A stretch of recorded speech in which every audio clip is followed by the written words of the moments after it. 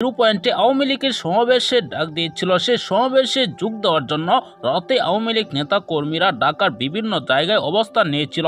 ইতিমধ্যে কয়েকশো আওয়ামী লীগ নেতাকে আটক করেছে অস্ত্রসহ। তাদের কাছ থেকে পাওয়া গিয়েছে কারি কারি অস্ত্র। এই ভিডিওতে আপনাদেরকে দেখাবো। তার পাশাপাশি দেখতে পারবেন এবার আওয়ামী লীগকে কঠিন হুঁশিয়ারি দিয়েছেন সারজিস আলম।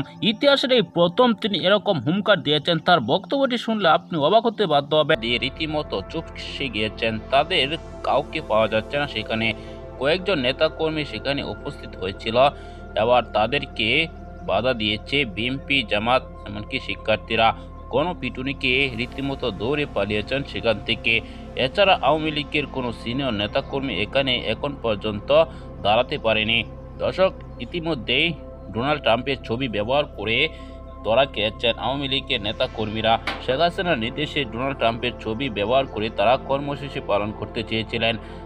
এবার ধরাকে রীতিমতো আওয়ামী লীগ, শেখ হাসিনা রীতিমতো ফেঁসে গিয়েছেন। কেননা ডোনাল্ড ট্রাম্পের কাছে এরকম খবর পৌঁছে গেলে কিন্তু কঠিন অ্যাকশন নিতে পারেন।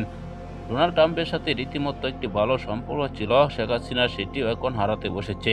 দর্শক, এই ভিডিওতে আপনারা দেখেছেন সারজিস আলম তিনি যে হুঙ্কারগুলো দিয়েছেন, তিনি একটি কবিতা বলে শুনিয়েছেন সকলকে। সেই কবিতা শুনে রীতিমতো সকলে অবাক হয়ে গিয়েছেন। তার কথাগুলো শুনে আপনার কাছে কেমন লাগলো এই বিষয়ে আপনার মতামত জানাবেন।